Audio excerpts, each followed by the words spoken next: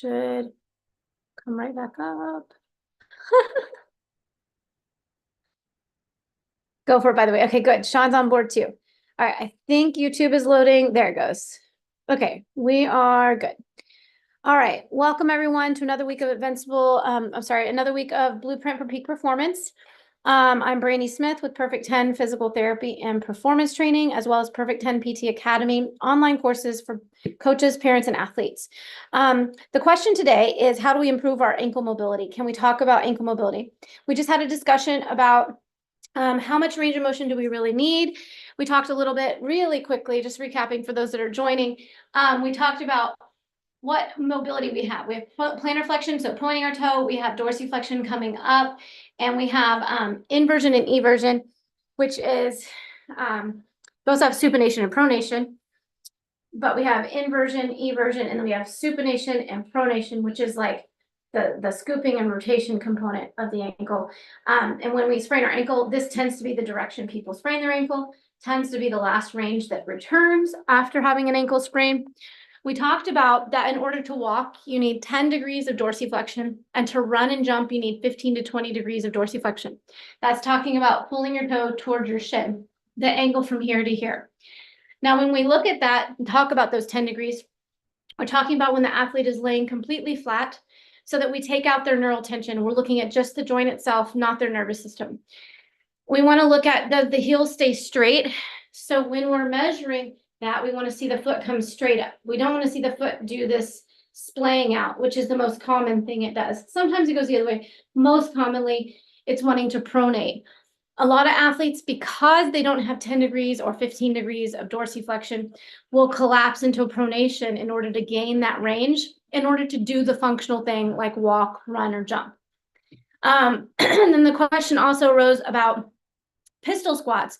It seemed like one of the parents said, it seems like we need more than 20 degrees to do a pistol squat.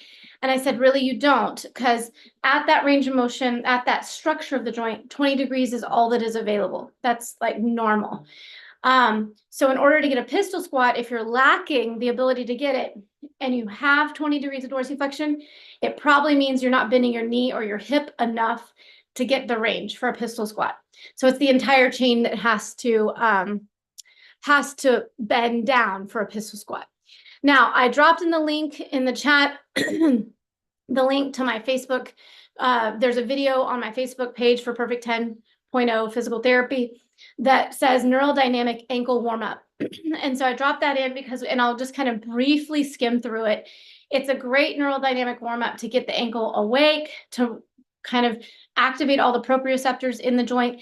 It will help improve range of motion a bit, but if we're going to also go a little further into that. So I want to jump just a little bit into the ankle neural dynamic mobility warm up, and then we'll talk more about how it is we can improve true ankle range of motion. So Sean, can you give me a thumbs up that you can see my feet pretty well? Can you yeah, okay, perfect. Yeah, and the screen is good. Okay, so yeah, I'm going to tilt it up a little bit more so you can see me too. All right, so just briefly, it's actually, I'm not going to say chilly in Texas. It's like in the 80s, but it's like comfortably enough to feel like wearing some long sleeves today. Fall may have actually come. Okay, so first thing we want to look at is we want to kind of warm up. So part of the neurodynamic warm up is to get the receptors inside the joint warmed up. And so we do that by thinking about, like, there's a sticker here, toe is underneath. We're going to pop the ankle forward. So I'm here and I'm going to pop the ankle forward. But I'm only going forward enough that this joint is just going forward. So I want to make sure it stays straight forward, not out to the side, because we'll do that in a second. So we're working a little bit on control. So you pop the ankle forward 5 to 7 times, no more than 10. And you don't want to see this little wiggle to it. It's just straight forward. Then you imagine that you have a sticker here and you want to pop the ankle a little bit out to the side. So I'm popping the ankle out to the side.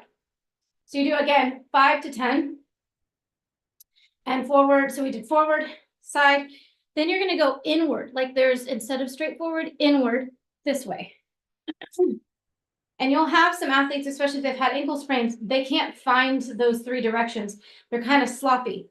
You want to work on being straight forward, straight to the outside, straight to the inside. Then we're going to do a little bit of just mobility. I talk about the 4 points. So there's 4 points on the feet: the ball of the big toe, the ball of the pinky toe, inside the heel, outside the heel. And when we're evenly distributed and we're walking well, ideal mechanics, right? We have weight equally through the 4 points.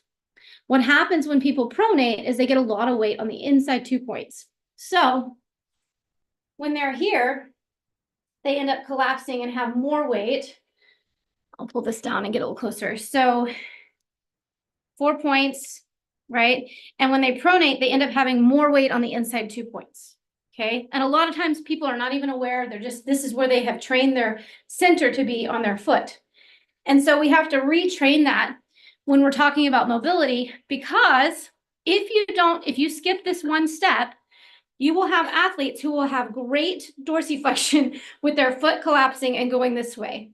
And that's how they're training it. And that's probably the biggest mistake on every single ankle stretch that anyone does.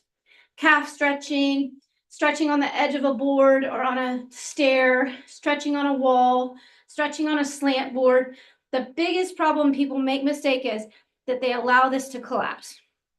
And they don't maintain their 4 points while doing whatever the stretch is, or the exercise too, because basically they're training everything to be stretched out on the outside and tight on the, stretched out on the inside and tight on the outside, right? And so if I am doing that, I'm going to train some overloading of certain tissues, right? I'm getting pinching on this side and stretching on this side.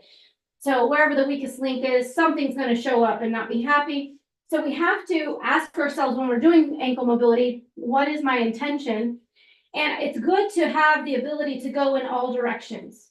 Some athletes, I ask them to roll on their inside and outside 2 points, and they have nothing. They're like, or maybe they can go in, but then when they go out, it's like, that's it. And so you want to be able to go in and out. So the very first mobility exercise that I recommend for everyone, after just playing around with waking up the ankle, right, is the 4 points. So I just have them stand, feet even, and I have them do both ankles.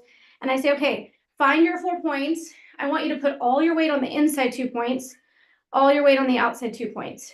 Inside 2 points, outside 2 points, inside 2 points, outside 2 points. So I just start with this underneath their feet, right? And then once they get that, and they've played with that, and usually I'll say like 10 of those, simple numbers, right? Then I'll ask them, I want you to do a lunge forward.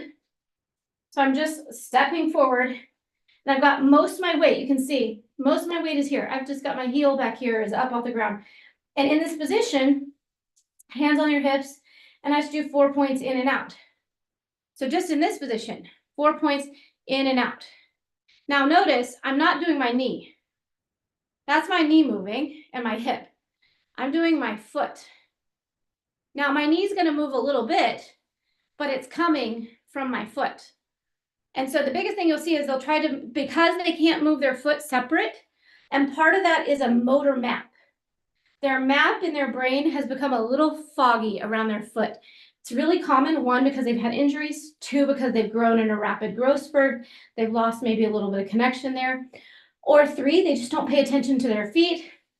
Most gymnasts are barefoot, so they do have more feedback happening, but if you have athletes that are in cleats or shoes for a long period, they can easily get basically a shoe type map in their head, or they've worn an ankle brace for a long time.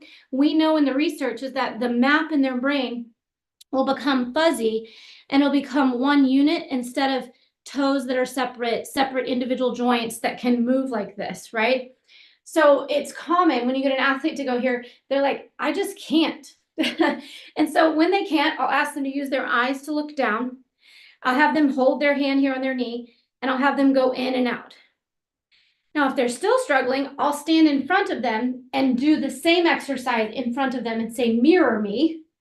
And I'm using some mirror neurons in their brain so that they can figure it out, right? Basically, I'm letting them tap into my nervous system so they can figure out how to move differently. So you can have them look in a mirror, have them look down. You can demonstrate in front of them and do it together. And then sometimes that's still not working. I'll take my hand and I will physically help them find it, right? But this is a really important piece because if they don't feel their weight on the outside 2 points, inside 2 points, then they're gonna lose mobility and control. So in and out, I just do a set of 10. Then I have them turn their foot out. Knee is still over their second toe. Notice my knee is not going forward. It's over the second toe. And it'll go in and out, 4 points. And you're gonna find some athletes that are better in this direction than they are forward, and some that aren't. And then I'll have them turn their foot in, knee over the second toe still. So my knee is going inward a little. And I have them do the 4 points. Now you will find that most athletes get confused here. And it's a motor planning issue.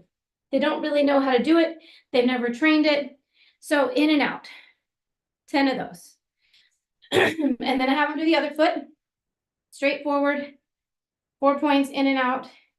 And again, I have most of my weight on it, as much weight as they can do. Now, if they're here and there's no movement, put some weight on the back leg and that'll probably get easier, right? But I want to put some weight there. And then I do turned out and turned in, okay? Let me see. I saw there's something that went into the chat.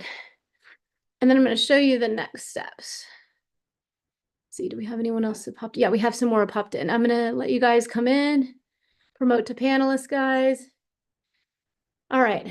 That looks dangerous. What looks dangerous? The athlete coach needs to know what the purpose of the warm-up exercise is. Is this simply for healthy ankle mobility? Yeah, so these exercises so far, yes, it's for healthy ankle mobility and it can be done in all ages. And it should be done in all ages because like even the preschool kids, they just need to find their body and they don't really know their body. So these are great mobility exercises for their brain to start making better neural connections to their foot. And it helps them kind of learn their body. Where is their weight? Forward, in or out, in or out. And you can do stickers. You can do like little dots on the ground where they smush the sticker. Like if they're little guys, I'll put stickers on the 4 points and I'll put their foot there and go, okay, smush the stickers, smush the red stickers, smush the blue stickers. So I put blue on the out, red, and smush the red, smush the blue. Like we'll make it a game. And it's not something that they do for very long. But for all the way up to 80 years old, like part of the reason older generation people fall is they lose ankle mobility. They lose connection to their receptors in their feet and they don't know where they are when their foot hits the ground. They spend so much time in shoes that they rely on shoes and they lose coordination and control and a motor map of their feet. And this can increase fall risk for older athletes. Now, as a coach and parents too, when you come into a gym, but as a coach walking around on uneven surfaces, always wearing tennis shoes, that also can be a problem. You might have some ankle sprains and some knee issues and even back problems because you don't have good coordination of your foot and you're on all of these very soft, uneven surfaces all day long. So as a coach, this is helpful for you. If they're pronating or supinating too much, it looks dangerous. Oh, okay. So in this exact exercise, I want to go to extremes and find control. Okay. So it's not dangerous because they're not landing like that. The part you have to realize is that these are the same athletes that are pronating and running, 5 times their body weight, tumbling 10 to 14, even 20 times their body weight, collapsing like that. That's where danger is, right? So this is just body weighted. So it's not dangerous, but it may look weird. And you may have some athletes that have extreme ranges in one way or the other. It's okay that they go to the end because we're trying to give their brain feedback and help them learn. Like maybe they have extreme ranges going in and they got nothing going out. Well, that's a Billy and a Bubba situation, right? We should be equivocal or equal on each side, symmetrical. So it's a good way for the athlete to realize like, oh, I only know how to move my foot one way. And that could be a problem, right? Now, at each one of these exercises, once I let them sit and play with this enough and their knee is here and they're just going in and out and they do 10, Then at the very end, I say, okay, find middle. And what middle should look like is that their weight is even through their 4 points. Their ankle bones should be pointing straight forward. So what you'll notice, I'll take the one where I don't have my anklet on. Get myself a little closer to my foot here. What you'll notice is that if I'm on all 2 points, my ankle bones are facing out in a different direction. If I go this way, my ankle bones are facing this way. If I find center and I've got my weight even through my 4 points, my ankle bones point straight forward. So I let them figure that out. Look where your ankle bones are going. Look where your ankle bones are going. Find center where the ankle bone is straight forward. Now just feel your weight of your head through those 4 points, that they can make a connection to the weight of everything through those 4 points. So we're making a lot of connections here in their brain. So we did this forward, foot turned in, foot turned out. Now I also do it in a side lunge. You can do it in diagonals if you want to as well, but just for like sheer sake of time, I'll do a side lunge like this because it changes things up in their brain. One more second. Here we go. So I just have them step sideways and do a side lunge, and I have them do the 4 points. And they'll find that this gets harder. This gets harder for almost everyone. And I'm trying to do just my ankle, even though my knee is moving, but I'm not doing my knee. Like this is my knee moving. So it's just in and out. And that's okay. Find middle where your 4 points are. Feel the weight. And I'll let them do some bounces there so they can feel the weight through the 4 points evenly. Guess what? We turn their feet out. We do the same thing. In and out. We turn the foot in. We do the same thing. In and out. And that one in this position is very hard. Like you can even see, I don't have a ton of mobility going out. And then, and again, at the very end, have them find where their 4 points are even. Do a few little knee bounces so they can feel the weight of their head through the even 4 points. Step back. Guess what? You got to do the other side. Everything needs to be symmetrical. So then I have them step to the side, foot straight forward, same stuff. Do foot turned out, foot turned in. So this is just all part of a dynamic like warm up to get their mobility moving and better. Now, the next piece of this puzzle though is what's called the talocrural joint, which is the joint right here. Hold on. The joint right here that mainly allows for that dorsiflexion. So I love, we do the talocrural joint and also the subtalar joint. So subtalar joint is your heel joint. It's this joint right here. And it's an interesting joint because it has surfaces in all different directions. So you'll notice when we do this, we're going to kind of work it in a couple different directions. So the next piece that I like to do for ankle mobility is hips are level. Step forward like you're going to do a split stretch, like a lunging split stretch. But notice that my hips, my feet stay even with my hips. I'm not on a tightrope, right? Straight even. My opposite hand comes down even with the other foot. This hand, I becomes like a C, and I grab, the first part we want to work on is the subtalar joint.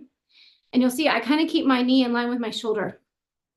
So I'm like hooked into my knee, and I'll show you both directions here in a second, both views. But now what I'm gonna do is I'm gonna help that 4 points.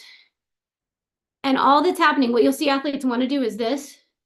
That's them moving their knee. So I've got my knee locked in really with my shoulder and my hand. I'm just helping my heel roll from the outside heel, inside heel, outside heel, inside heel. And I'm just guiding it. What we're doing is mobilizing. It's a functional movement pattern. I'm mobilizing my subtalar joint, this heel joint. It's one of the joints that gets stuck a lot when you have an ankle sprain or short landing. And athletes get it all the time when they have a short landing and they don't even know it got stuck. So I just help them move it in and out. And then again, we find middle. Okay, so side view of that. It's going to tilt this camera up just to here. Side view of that. My knee is directly underneath, my ankle is directly underneath my knee. My hand goes even with the ankle. This hand hooks onto my heel. A little closer. And then I'm just going to go in and out. So you can see I'm hooking right here. And I'm just helping the heel move, okay? Now, once they get that, I say, okay, find center where your weight is even through your 4 points. Now, important part is I'm going to use this part of my hand. Some athletes want to do it this way. Some athletes want to do it this way. It doesn't matter to me. I usually tend to go hand underneath and back, but some athletes, it doesn't really matter. They just need to push on that ankle joint, the talocrural joint right here, mobilizing it backwards. So we're going to maintain the 4 points while they lean forward, keeping their heel down. And then as they lean back. So maintaining the 4 points, and I'm pushing back and back up. Now, one of the things that athletes will do is they'll twist their hips. So they'll come here and twist. So I don't want to see the hips rotate. The hips should stay square the whole time. No movement there. And I'm pushing back here, and I'm gonna add for you guys kind of a neural component to this, because one of the main contributing factors, believe it or not, is not just joint, it's the adverse neural tension, it's the nervous system component. So what we want to add to this to get it all together, maintain your 4 points, push back, curl your head in, keep your hips square, and then look up and open your heart. And so I go to the point of tension, and only as far as I can maintain my 4 points. If I start to pronate or supinate, I stop. So a lot of athletes, when they come back, they'll lift up their foot. That's too far. They're limited by their neural tension. So then go forward and back. I always do 20. So 20 of the in and outs, the 4 points in this position with my hand, and 20 of the forward and backs. And this is something that I think is a really great exercise for all athletes to do as a warm-up. And if they have a short landing, immediately following a short landing, do these and then come here and go back. Now, this is one of the first exercises I also give when there's an ankle sprain.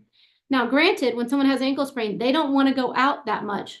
That's fine, not the first 24, 48 hours or so, sometimes 72. Then I just let them go as far as they can at that moment, right?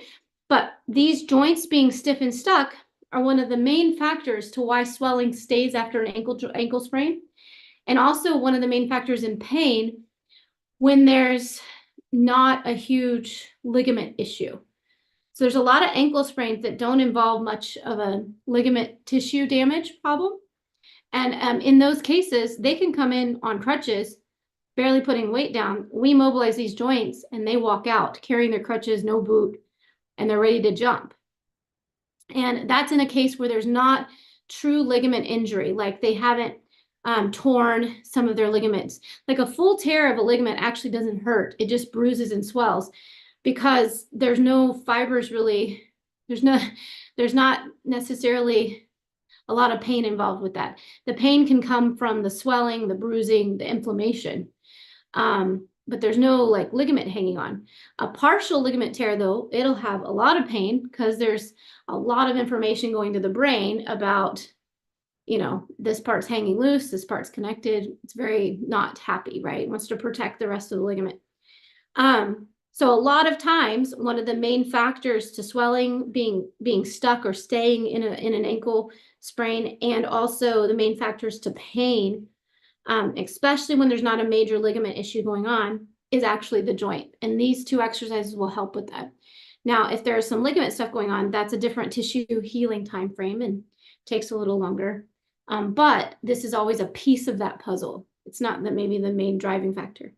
Okay, so I've got my hand here, curl my head in, go forward and look up, go forward and look up. Now, what I'm going to show you is a lot of athletes will do this. They'll roll their knee in when they go back. That's a hip situation. We don't want to do that. We want to make sure everything stays straight forward. Okay, and notice my hips are not doing this. So the other thing athletes will do is they'll go like this So now my hips are facing this way. And then when they rock back, they'll go like this. My hips are facing that way. So I want to make sure they stay in a straight plane when they do this exercise. Because again, you have to ask yourself, what am I training? Where do I want my mobility? And it's fine to have mobility in every direction, but if you already have an athlete that's already over-supinating and you keep training that over-supination, you're missing the point of that's already tight. The part that's tight is the ability to not pronate. So you want to make sure they're not pronating. Okay. Now I am all for like, you can change it up. I like it. Turn things in, turn things out. All of those things will help you with your mobility, right? But the main thing is that if their preference or their habit is to pronate, you need to teach them how to not, because they're really stretched out in the pronation position and not so much in the neutral position or the opposite. Maybe you do the opposite with them. See if they can do that, like rolled out. That's fine, but you don't want to overtrain. The biggest problem is most athletes are pronating, and most athletes do all their mobility pronated. And so they never get better at the other direction. What was the question? Is that rocking? So let's see. I got to scroll back. I am a student is struggling with that problem. Yeah, probably. There's a lot of athletes in every gym struggling with this problem. Like probably 80% is very young, though still learning some spatial awareness. Yeah. So all of these exercises I'm giving you will help a younger athlete figure out their body, like figure out the ins, the outs, where's my weight, and start asking them. Don't let them do these exercises. So one habit, because these are minuscule or they're like not that important. They're not a back handspring. Back handsprings are exciting. You have to tell them though, like they need to have this awareness to help push off on a back handspring. This will make you stronger. So find the thing that they like and say, this will make you stronger to do that. Because otherwise they're like, whatever. And then they're not paying attention. Hips are going that way, this way, foot's rolling in, and they're just going into their habit. And so the habit is not going to help them. You want to make sure they're doing something different. Is the rocking back and forth between supination and pronation? No, the rocking, you're maintaining the 4 points and you're actually just working on mobilizing that talocrural joint so you can get 20 degrees. And I'll tell you these exercises many times. If an athlete comes with 10, they walk out with 17 to 20 pretty easily most of the time. And yes, repetitions I do for the in and outs. So for the first one I showed, in and out, and for the forward and back, I do a set of 20 as part of their warm up. And if their ankle's feeling better, but not completely loose, I'll have them do another set of 20. If we're trying to warm up the ankle or they had a short landing, but maybe we're just trying to warm up the ankle in between tumbling passes or in between a vault turn, I'll decrease the numbers to 5 to 10. Just do 5, do 5. All I'm doing is teaching the brain, bringing the brain's attention to that map in the foot and improving the mobility and telling the brain, I want this much range of motion when I'm running. Now go run. Now go punch. So the way the brain learns is called randomized training. So you want to throw these things in throughout practice so that they carry over. Now you do have to spend some time also on teaching how to squat, how to run. I do some of this when I'm warming up with my class. Good. Is less than 20 not enough? So less than 20 is fine for like maintenance and getting them to trigger. But I find that and also Gray Cook, a couple other of my mentors, they'll say that right around 14 to 16 repetitions, if you're training a new movement pattern, that's around the time the brain starts to get it. So doing 20 gets that new pattern going for them, which is why I say like for part of warm up at the beginning, they could do a set of 20, but throughout the workout, just throw in a set of 5 here or there. It doesn't have to be every single term, but it will definitely help them when they're running, punching, squatting, doing all that. Okay, so and just to recap where we are, partially for me and you guys, we did the neurodynamic quick warm up. I just gave you a piece of it. There's more to that, and it's on the video that I dropped into the link, and it's on my Facebook page, the Perfect 10.0 Physical Therapy on Facebook. It's the ankle neurodynamic warm up. For those of you that are not getting the chat. So anyways, there's more to that neurodynamic. Then we added the 4 points standing. And then we added the 4 points in all the different directions. And then we added 4 points kneeling. and then what I call the talocrural functional mobe, which is the pushing back while you go forward and backwards, right? So those are like some main classic stuff for ankle mobility. There are lots of other ways to work ankle mobility. So I'll give you some examples. And I'm going to say there's not any wrong way to work ankle mobility. The question is, what does the athlete's preference? And are they constantly taking that preference of movement when they're doing any of their ankle mobility stretch? So I don't know, 70, 80%, I'm going to say at least 80%. 80% of people and athletes, their preference tends to be to pronate. So if I do all of my calf stretches, like I'm up against the wall, lean it back a little bit. So if I do all my calf stretches, see if you can see my feet, yeah. So if I do all my calf stretches against the wall and I pronate, Sean, can you tell me what part I'm stretching? Am I stretching the inside of my calf or the outside? You can unmute. Yeah. Can you do that one more time, please? So watch what I'm doing. So I'm here, and if I'm stretching like this, pronating, what part of my calf am I stretching and what part is not getting stretched? My first thought was the whole thing is getting stretched, but based on your question, I get, oh well, is the Let me outside. zoom you into my foot. Say what? I'm going to zoom you into my foot. Okay. I'm here and I'm stretching. What part is getting stretched and what part is not? Oh, is the inner side, the medial side of the calf getting stretched and the outside not? Correct. This side's getting Yep, stretched. right. Yep, I see that. Not. I see that because I And see that so, your heel is leaning in, your foot is leaning inward. Yeah. correct. And then sometimes athletes will do this even more. Yep. Oh my gosh, so many of my students do that. I'm like, oh my word. Whenever I'm doing the Here's my next question, Sean. When I go to run, I'm Usain Bolt. Okay. yeah. Imagine that I'm Usain Bolt. When I go to run and my foot hits the ground, do I want my foot to go down and collapse? No. Why? What's happening? I'm losing what? Um, I'm going to lose what? What's going to go into the ground that I need?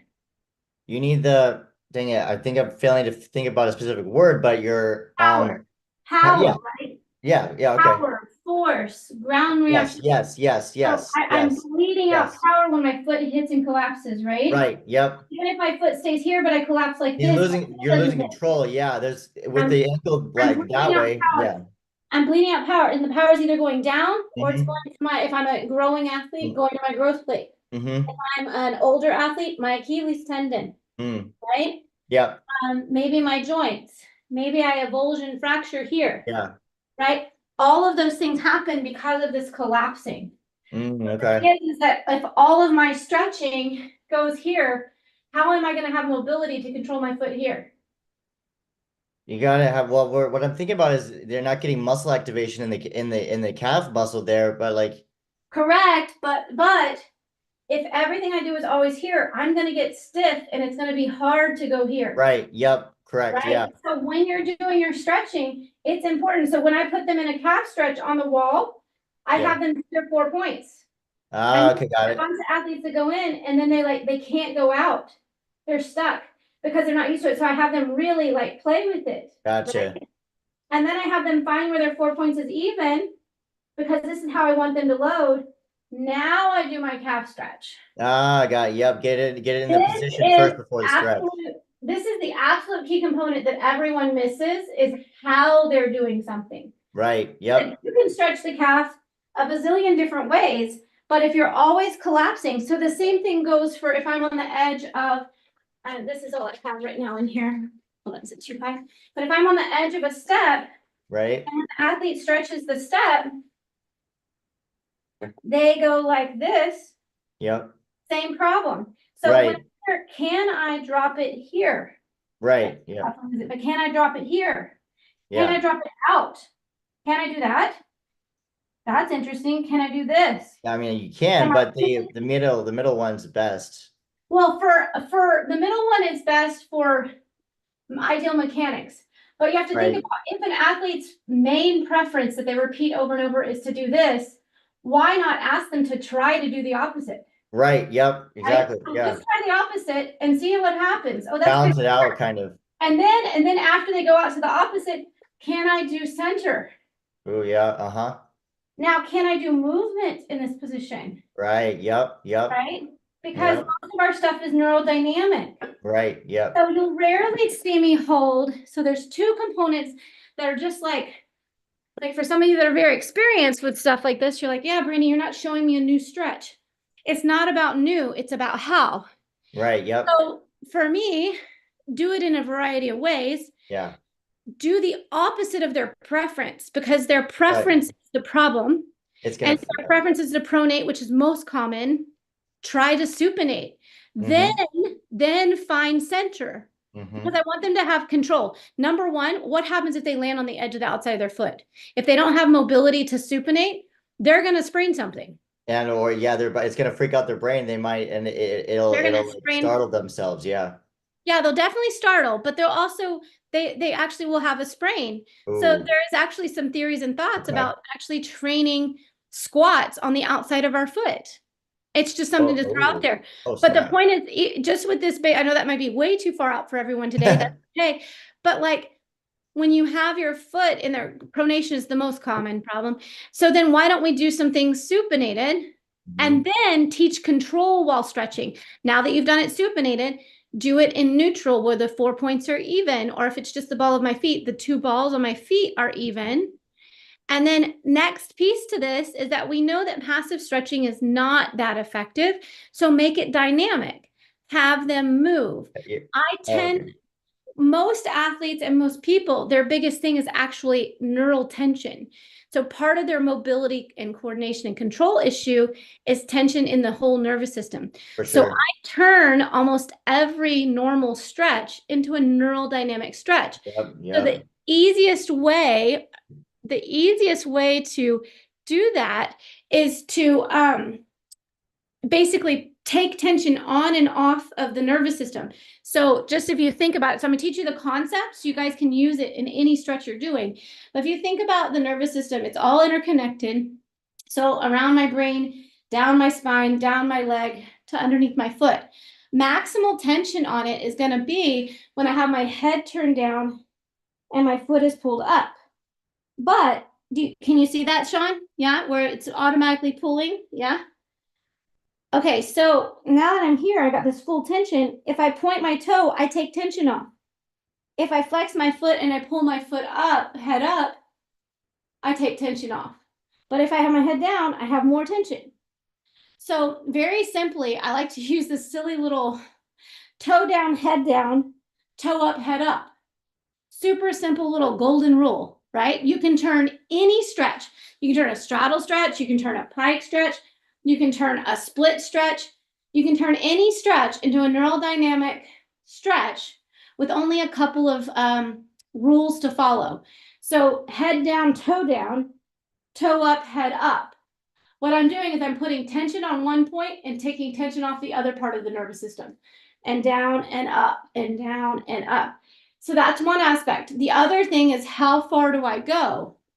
When the nervous system, which it's almost always involved, almost always, like you can be very safe bet with a group of 20 that almost at least 19 of them have it, probably more, but or probably all, but maybe you have a few that don't. If I go head down, and head up, toe up, I want to go when I'm stretching a nervous system to the point of tension, not into the point of pain. So I go to the point of discomfort. And so most athletes that are struggling with flexibility, when I work with them, they're like, oh my God, stretching didn't hurt. I'm like, yeah, stretching doesn't have to hurt. Like they'll get their split all the way down and they go, well, it was pulling and uncomfortable, but normally stretching hurts. What's happening is they're hitting the end of their nervous system. Their nervous system's very concerned. The brain gives them pain and discomfort so that they stop overstretching the nervous system. If you just glide the nerves while they do these things, Then you get increased range of motion, increased activation of the muscles around it. Now you're ready to do some dynamic jumping and plyometrics and other stuff. So part of the dynamic warm-up that I showed in there was some dynamic plyometric stuff to wake up the muscles and stuff to get you going. Are you saying neurodynamic or neurodynamic or neural dynamic? They're the same. So neurodynamic or neural dynamic, two different words, or neurodynamic, one word. They're used interchangeably in the world. And so light bulb moment. Yes, this is a light bulb moment. So what does that look like with just some of the basic calf stretches you guys already do? So I like to just teach people more efficient ways to do things they're already doing. Now there's a lot of, like I just showed you something that was sort of new, but you guys are already doing kneeling stretch for splits. So when I stretch for, so what I didn't tell you is that when we're doing this, we're also nerve gliding everything you need to get a better split. So do that math. So now I can do two exercises and I'll improve my splits as well as my ankle mobility. Okay, so when I'm here and looking up and going down this way, I'm improving everything I need in the back and in the front to get a better split. At the same time, I'm mobilizing my ankle and my foot. So I love big bang for your buck exercises. This is one of those exercises I think everybody should do. Now, when it comes to calf stretching, what does that look like? So super simple. You can do your normal calf stretch that you guys already do. Okay, I gotta get this a little more moved back. All right. Good, really close. You can't see my feet though. All right. There you go. Can you see my feet, Sean? Yeah, okay, good. All right. So when I'm doing a calf stretch, you guys do this, see if I can get even to the, yeah. So, you guys do this and people do this and they try to push the wall away. Don't push the wall away. You're not trying to bulldoze the wall over. All we're doing, I'm going to be a little uneven, is I want to go 4 points. So in this position, 4 points in and out. Play with their 4 points. Find center. I'm not able to see your feet.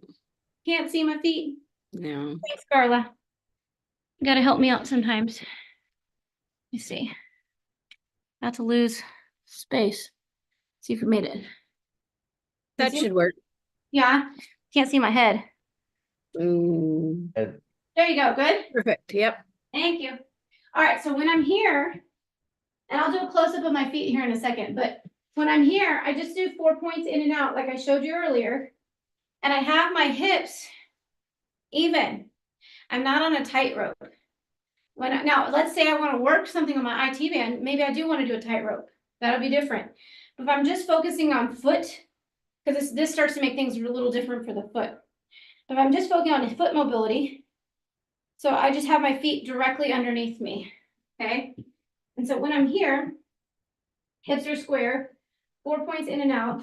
And then instead of trying to push the wall away and push back, I'm actually going to lean forward into the wall and look up. And then as I lean back, I'm going to curl my head in. So look up as I lean forward, look down. So this has now become a calf stretch, but also a neural dynamic stretch. So I'm affecting my entire nervous system from the back of my head down to the back of my toes. I'm also affecting it in the front.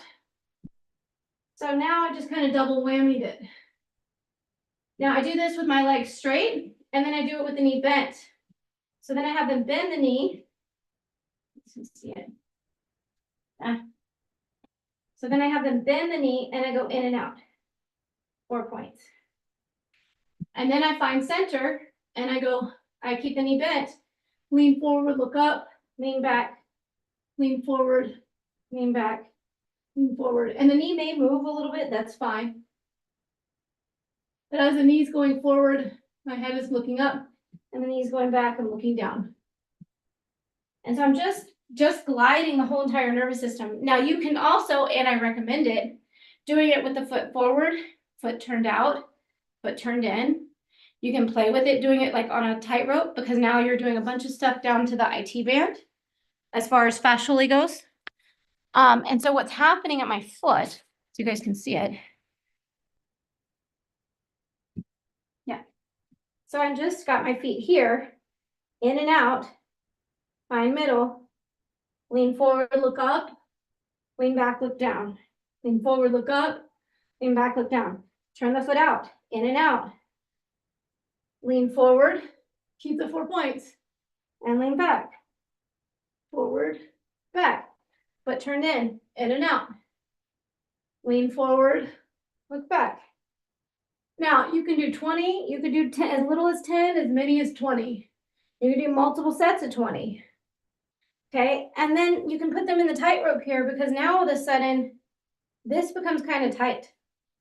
And then they have to find middle and do the same thing. And now my goal though is that my hips stay square. So no matter where my foot is, my hips are staying square. I'm not rotating or rotating. So even with my foot turned out, my hips stay square. That's the other piece to this, because the athlete will go, what happens is they get to a point of tension. And, you know, how did you guys walk into your house or your gym door today? Did you take the wall or the doorway? When you walked in, Sean, today, did you take the wall or the doorway? You can unmute. What do you have? So What when are you asking? walked into whatever room you're sitting in right now, did you take your wall to get to the room or did you take the doorway? Doorway? Why? Why didn't you take the wall? What? Why didn't you take the wall? In all honesty, I'm confused by the question. I might have missed the first part. It's okay. No, everybody thinks it's a trick question when I ask it. You're not 'Cause confused. it's harder. Like, yeah, Carla got it. Because it's harder, right? Like I could go through the wall, but I got to hire a construction crew. I need Oh. I have to do all these things, right? So the wall is an automatic barrier. It's harder. So my brain is so freaking smart that it's like, take the door. It's Okay. so I much was overthinking easier. that. Right? So our brain and our body, not just our body, but also our brain, our thoughts, and even our emotions, they take the path of least resistance. Okay, I'm going to bring it back, I promise. So they take the path of least resistance. So the path of least resistance is where I have the least amount of stiffness. If I'm training my foot and it's always overpronating, then my brain will be like, oh, I got to stretch and I got to get far. Well, the easiest way to get far is to pronate. So physically, they'll pronate instead of correcting and finding the middle, or instead of supinating, which is even harder, right? Because so you're trying to build like a new doorway. Like I want the doorway to be at least ideal mechanics, but I'd love for them to have the option to take the outside door, not just the inside. I'd like to have the option to supinate if they had to, because mats are uneven, surfaces are soft. There's a rock in the middle of the trail and your foot hits it just the right way. Like I want to be able to supinate if possible, right? Now, the same thing happens with our thoughts and our brain patterns, right? We'll take the path of least resistance. Have you guys ever noticed, even on yourself, probably your athletes, that when you hit an obstacle or a tough challenge, everyone has a thought pattern, the path of least resistance. One athlete may be like, I got this. I love obstacles. And then the other athlete's going to be like, oh, this is hard. I can't do this. I suck. I'm not good at the thing. And that's their path of least resistance they've created. And so everyone has, so the reason I say this is that it's not just a physical path of least resistance.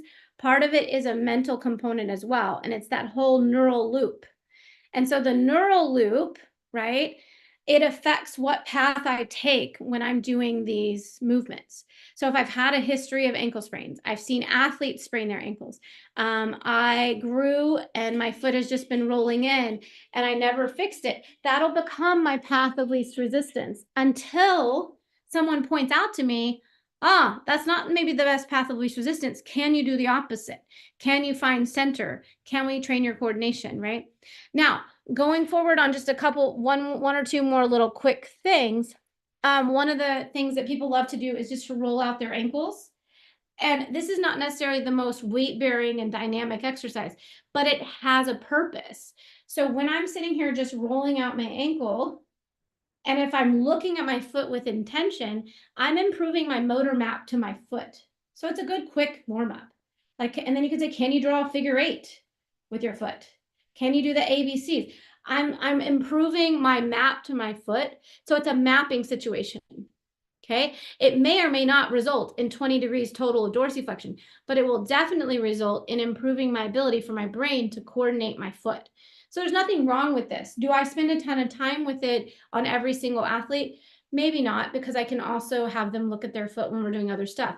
Do we need to spend a ton of time with that, with an, or at least not time? We need to spend some time with it with an athlete that had ankle sprain. Yes, because their motor map got affected, or if they've been in a boot for a month, they should definitely sit and look at, and can they write can they do a figure eight one way? Can they do a figure eight the other way? Can they do ABCs, right? That changes their motor map, which is important. Now, the other piece I wanted to talk about that's really commonly done is the standing stretch. Now, I'm going to be honest, I used to hate it, but now I actually like it. But I think it needs to be done a little more appropriately. So, people do the stretch where they just push their heels down, right? And then it's like, oh, are they really doing anything? Is there something wrong? Whatever. There's nothing wrong with this. This is a neural glide and a joint mobilization glide. Though being more specific, the two extras I gave at the beginning, the in and out and the forward and back, that's way more specific to joint, okay? Along with adverse neural tension, so at the same time. But this one is very adverse neural tension, which is great. But the biggest problem is people do this. They take their preference. They roll in, right? So when they do this, can they do it straight? And can they keep their 4 points while they do it? Can they do it out? That's hard. Can I do it out? Can I do it out?